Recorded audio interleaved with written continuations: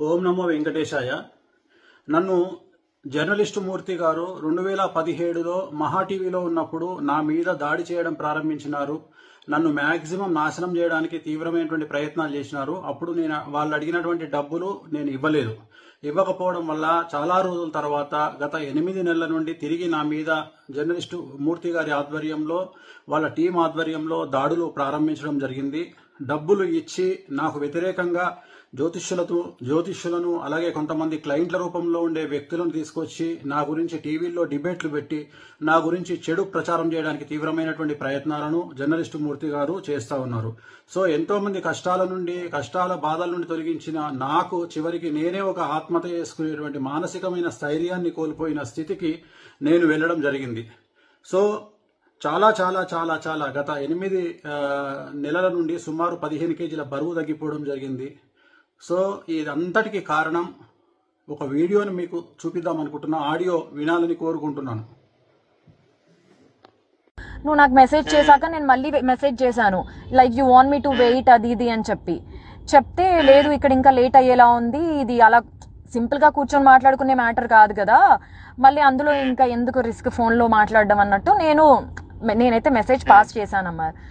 ఏమన్నాడంటే 5 లక్షల, సరిగ్గా విన్నావా, 50 లక్షల, 5 లక్షల, 5 కోట్ల, 5 అన్న ఫిగర్ నువ్వు ఒకటే చెప్తున్నావు అంటే నేనన్నా, నేను కూడా షాక్ తిన్నాను. 5 అని అన్నాను, గుర్తుందా నీకు? 5 అని చెప్పేసి నువ్వంటున్నావు సిఆర్ అని, నేనంత ఎక్స్పెక్ట్ చేయలేదు 5 సిఆర్ అని. నేను బయటకు రాగానే ఏమన్నాను, అంత అయితే అఫోర్డ్ చేయలేడు అని చెప్పానా? అమర్ ఒక్కటి చెప్పనా, ఈ సోషల్ మీడియా ఈ పోస్టుల కోసం ఆ కోసం ఆయన లైఫ్ స్టైల్ ఏదో బయట పెట్టుకుంటాడు, కానీ ఆయనది ఇంటర్నల్ గా లైఫ్ స్టైల్ ఏందో నాకు తెలుసు. ఇప్పుడు ఆయన ఎంత బ్రాండెడ్లు వాడి ఎంత షో ఆఫ్ చేసుకున్నా కూడా లోపల లైఫ్ ఏంటిదన్న నాకు తెలుసు కదా. 5 కోట్లు ఎక్కడి నుండి తెచ్చిస్తాడు అమర్? నేను అన్నాను అప్పుడే, నాకు తెలిసి ఇది వర్కౌట్ కాకపోవచ్చు అని చెప్పి. అది మ్యాటర్. అంటే మనం ఇంకా ఆయన నుండి మనం ఎలాంటి ఇన్ఫర్మేషన్ వినలేదు కాబట్టి నేనేమంటున్నానంటే, ఆయన ఎవరో ఉన్నారు కదా, అబ్బా నాకు ఆయన పేరే నాకు రావట్లేదు, కల్లేరు రాజేష్ ఎవడ చెప్పావు, సారీ వాడు వీడు అంటున్నాను, సారీ. సో ఆయనకి ఈ మెసేజ్ పాస్ చేయలేమా మనము? అంటే అదే వాళ్ళ చిన్నాన్న గారు కొంచెం సీరియస్ ఉన్నారంట, తనతో ఇంకా ప్రశాంతంగా మాట్లాడలేదు. నేననేది ఏంటంటే, ఓకే ఇవన్నీ ఓకే గానీ మనము ఇది తెలియకుండా అది గెలికేసి ఇప్పుడు వదిలేసామంటే వాళ్ళు చాలా ప్రెస్టీజ్ తీసుకుంటారు. అది నేను ఇంకా గట్టిగా ఇది అవుతారు. ఇలా టైం వేస్ట్ చేసి నన్ను ఇచ్చేసి వచ్చి కూర్చొని బేరంతా కొట్టకుండా ఇచ్చేసి ఇప్పుడు మేము చేయలేము, ఏం చేసుకుంటావో చేసుకుంటా అన్నట్టుగా మాట్లాడతారు. నాకు తెలుసు, నాకు అర్థమైంది ఆ పాయింట్. నేను అందుకే అది అంటున్నా, మళ్ళీ మనం అది పాపం మన హెల్ప్ చేయబోయి ఇంకా దాన్ని ఇరకాటంలో పెట్టలేం కదా అని నేనేమంటానంటే, ఇప్పుడు సార్ వాళ్ళంతా ఇది కాదంట, వాళ్ళకంత ఇది లేదంట, 5 కోట్లు అయితే అఫోర్డ్ చేయలేడు. ఒక మాట చెప్పడానికైనా అది అనేది అది అంటుంది. వాళ్ళంతా అడుగుతున్నారు, వాళ్ళ ఎక్స్పెక్టేషన్ అది. నువ్వు చేయగలిగింది ఎంత నువ్వు చెప్తే. ఇప్పుడు నాకు అర్థం కాని పాయింట్ ఏంటంటే, అయిపోతుంది ఆ కంఫర్ట్ జోన్ ఏంటి అనేది చెప్తే అయిపోతుంది నేను అంటుంది. ఇప్పుడు ఆయన 5 కోట్లు అన్నప్పుడు అమర్ ఒక మాట నేను చెప్పనా, ఇప్పుడు అక్కడ ఆయన ఇచ్చిన ఏమంటారు 5 కోట్లు అనే ఫిగర్ ఆయన ఇచ్చాడు. ఇప్పుడు వేణుస్వామి కూడా నన్ను నమ్మాలి కదా, 5 కోట్లు ఏ లెక్కలో అడిగారు అసలు అన్నట్టు. అంటే నేను నీకు మనలో మన మాట, నేను నీకు యాజ్ అ ఫ్రెండ్ గా నేను నీకు చెప్తున్నాను, రేపు ఆయన కూడా నన్ను 5 కోట్లు దేనికోసం డిమాండ్ చేశారు అని అడిగితే నాకు ఎక్స్ప్లెనేషన్ లేదు ఇక్కడ. నీకు అర్థమైందా నా పాయింట్? ఆయన నా మాటని నమ్ముతాడా అనే క్వశ్చన్ మార్క్ లో నేను ఉన్నాను. ఆ ఫిగర్ వినగానే చూసావుగా నా మైండ్ అంతా బ్లాక్ అయిపోయింది బయటకు రాగానే. సో ఇప్పుడు దీన్ని మనం ఏం చేద్దాము? నేను అదే అంటుంది. ఇప్పుడు వాళ్ళు అడిగారంటే ఆయన చెప్పే రీజన్స్ ఏంటంటే చెప్పాడు కదా, చాలా చిక్కుముళ్ళు ఉన్నాయి, వీటన్నిటిని చేయాలి, ఇప్పుడు ఓనర్స్ ఇచ్చుకోవాలి. అంటే ఇందులో బిఆర్ నాయుడు గారికి, ఇందులో ప్రేమకి రాంబాబు గారికి కూడా పోతుందా? అందరికి వెళ్తుంది. మూర్తి అందరికి, మూర్తి, ప్రేమ, అబ్బో అట్లా వీళ్ళంతా కనెక్ట్ అయ్యారు. అదే వీళ్ళంతా కనెక్ట్ అంటున్నాను. అయ్యి ఉమ్మడిగా ఆయన్ని అందరు కలిసి వేణుస్వామి గారి మీద దాడి చేద్దాం అనేది వీళ్ళ ఇది అట్లా పెట్టుకున్నారు. అది నేను అంటుంది.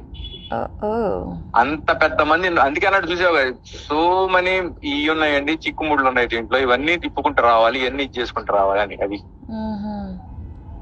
అది ఆయన ఏం చేశాడు, మనలో మన మాట ఇప్పుడు జస్ట్ మనలో మన మాట 5 కోట్లు అయితే ఆయన ఆఫర్ చేయలేడు అంటే ఆయన దగ్గర అంత లేదు. ఎందుకంటే నేను చూసాను కాబట్టి నేను నీకు పర్సనల్ గా చెప్తున్నాను. ఆయన లైఫ్ స్టైల్ అంత కాదు.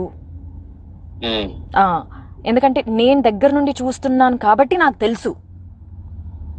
ఇది కాకుండా నెక్స్ట్ ఆప్షన్ ఏముంది ఇప్పుడు? ఈయన ఒకవేళ ఇలా సెటిల్మెంట్ చేసుకోకపోతే లేదండి, నేను ఏదో 50 లక్షల కంటే ఇచ్చుకోలేను, లేదా నేను 1 కోటి రూపాయల కంటే ఇవ్వలేను అని ఏదైనా ఒక మాట చెప్తే నేనేమంటానంటే, మనకేం వద్దు, నువ్వు వద్దు, నేను ఇన్వాల్వ్ అవుతాను అనేది వాళ్ళకు ఒక మాట చెప్పేసాం అనుకో, వాళ్ళకంత ఇదే లేదంటే ఆయన పోటీ చేయలేడంట, ఇది ఆయన రేంజ్ అయితే ఇది, దీంట్లో అయితే ఏమన్నా మీరు చేయగలుగుతారంటే కూర్చుందామండి అని చెప్పేసి మనం స్కిప్ అయిపోవచ్చు. నేను అంటే అది నేను అందుకే ఆయన్ని చెప్పమను, నాకు ఇదే కావాలి చేయగలను. అదే అంటే అది ఎందుకంటే నేను ఇప్పుడు నన్ను ఇచ్చేసావు, నేను తీసుకెళ్లాను, నీ క్లియర్ గా నేను నిన్ను ముందు తీసుకెళ్లి కూర్చోబెట్టాను. అసలు ఈ విషయంలో చెప్తున్నాను కదా, నీతో పాటు అసలు నన్ను అక్కడ వరకు తీసుకెళ్లడమే I'm very much grateful to you. నేను చెప్తున్నాను కదా. అయ్యో నువ్వు నీ మొహంలే, మనలో మనకి అవన్నీ ఎందుకు లేదు. నేను అసలు మనకు నా సంబంధం లేకపోయినా సరే నువ్వు అడిగావు అని చెప్పేసి నేను దాన్ని అప్పటికప్పుడే పంపించాను. ఏ కంప్లైంట్ ఇచ్చారు ఏంటి అవన్నీ పంపించాను నీకు. నేనే మాట్లాడి ఇది ఏమైనా సెటిల్ చేయగలుగుతామండి ఆయనతో మాట్లాడి, ఇలా కాదండి సరే మీరు ఎంత ఇవ్వగలరో ఏం చేస్తారో చెప్పండి, వాళ్ళకి చెప్తాం, వాళ్ళకి ఆ ఫిగర్ నచ్చితే ఇది అవుతా, లేదంటే నేను నా ఫ్రెండ్ స్కిప్ అయిపోతాం, ఆ తర్వాత మీరు ఏం వస్తుందో అదంతా మీరు చూసుకోండి అని చెప్తే అయిపోతుంది. నేను అంటే అది మనం ఈ విషయంలో మనము అసలు ప్రవీణ్ గారికి చెప్తాం, ప్రవీణ్ గారు ఆయన కన్వే చేసుకుంటాడు, ఏమండి ఆయన 1.5 కోటి కంటే ఇవ్వాలని అంటాడు, 1 కోటి రూపాయల కంటే ఇవ్వని అంటాడు, ఇదండి పరిస్థితి అని అంటే వాళ్ళు సార్ రమ్మను వచ్చినంత ఏదో ఒకటి వచ్చింది సార్ రమ్మను ఇది అంటే కూర్చుంటారు, లేదంటే వద్దులే మనం చాలా మందికి ఇచ్చుకోవాలి, ఇది చేసుకోవాలి, వర్కౌట్ కాదులే అంటే లైట్ తీసుకుంటా. అది నేను అంటుంది. ఇందులో ఇందులో మూర్తి కూడా తీసుకుంటాడంటావా? పక్క ఖచ్చితంగా పంచుకుంటారు కావచ్చు. రాంబాబు 250 రూపాయలు, 300, 500 రూపాయలు ఇవి కూడా వాళ్ళు రాంబాబు తెలుసా. మళ్ళీ ఇలాంటి వాళ్ళకి ఇంత పెద్ద పెద్ద అమౌంట్ చాలా ఎక్కువ కదా అమర్. చెప్తున్నా అవి కూడా వాళ్ళు అళ్ళలో వదులుతారు. ఇప్పుడు వాళ్ళకి అందరూ ఆడి చెప్పే లెక్క ఏంటి, ఆయన చెప్పే లెక్క అందరికి 30-40 ఇచ్చుకుంటూ వెళ్ళాలి. నేను అన్ని వీటన్నిటిని ఇచ్చేసుకుంటూ వెళ్ళాలి. ఛానల్ హెడ్లకి నేను చిల్లర ఇట్లాంటివి ఇస్తే వాళ్ళు యాక్సెప్ట్ చేయరు. ఛానల్ హెడ్లు అంటే మళ్ళీ వాళ్ళకి గట్టిగా సమర్పించుకోవాలి, అవన్నీ చేయాలని చెప్పేసి ఆయన దీంట్లో ఇది ఉండలే. కానీ మనం ఎంత చేయగలం, ఎంతవరకు చెప్తే దాంట్లో వాళ్ళు చేయగలరా లేదా అనేది చెప్తే అయిపోద్ది అంతే. అంటే నేను రేపు ఆయనకి ఎక్స్ప్లెనేషన్ ఇచ్చుకోవాలి కదా అని.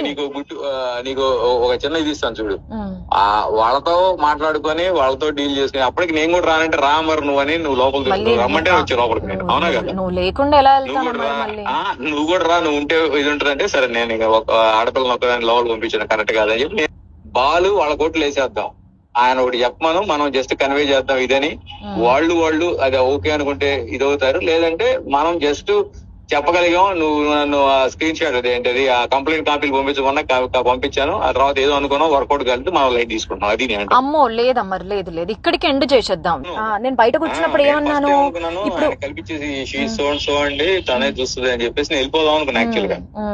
బట్ నాకెందుకు నేను తీసుకొచ్చాను, నేను ఉండాలి పక్కన, తన పక్కన ఉండి నేను అది నేను అనేది ఏంటంటే ఇంపార్టెంట్. ఇవన్నీ మనకు నువ్వు ఏది చెప్పేసే ఇది ఇవన్నీ ముసుగులో గుద్దులాట్లు కదండి, మాకు వేరే ఇంట్రెస్ట్లు కూడా ఏం లేవు.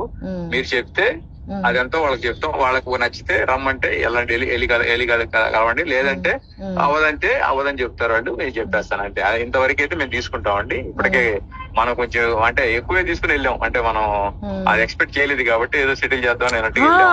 అసలు నాకు మైండ్ బ్లాక్ అయిపోయింది, ఇలా ఉంటాయా సెటిల్మెంట్లు అంటే. వామ్మో నేను ఎక్కడికి వచ్చాను, ఏం జరుగుతుంది నా వెనకాల, నాకు అసలు అవన్నీ. ఇప్పుడు నాగేంద్ర నచ్చాడు కదా ఖైరతాబాద్ ఎమ్మెల్యే, ఎమ్మెల్యే ఇప్పుడు చెరువులో ఏదో ఇది కట్టాడని చెప్పేసి ఇప్పుడు ఈ హైడ్రా అని చెప్పి నడుస్తుంది. ఇప్పుడు రంగనాథ్ అని చెప్పేసి కమిషనర్, ఇప్పుడు అక్రమ కట్టడాలు మొత్తం కూల్స్తున్నాడు అనమాట, వీటిలో కట్టినవన్నీ. ఓకే సో ఓకే దాంట్లో వాళ్ళిద్దరికి పెద్ద ఇష్యూ అయింది. ఇప్పుడు అదే అక్కడ సెటిల్మెంట్ అవుతుంది ఇప్పుడు. అందుకని జస్ట్ ఎస్సా నోనా లేదంటే స్టిల్ వెయిట్ చేద్దాం, ఇంకా ఏదైనా మాట్లాడాలని ఉంది అని అంటే నువ్వు మెసేజ్ చేయి చాలు నాకు. వీడియో చూశారు కదండి, ఆ ఆడియోలో మాట్లాడింది జర్నలిస్ట్ అమర్ గారు. అతను తెలియని వాళ్ళు ఎవరు లేరు.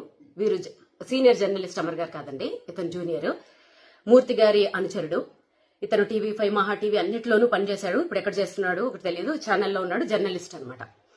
సో ఒక జ్యోతిష్కుడికి 5 కోట్లు ఇవ్వమని మమ్మల్ని వారం రోజుల నుంచి మాకు మనశ్శాంతులు లేవు, నేను డల్ అయిపోతే ఇంట్లో వాళ్ళు డల్ అయిపోతారని ఎక్కడికి బలవంతంగా యాక్టివ్గా ఉన్నాను.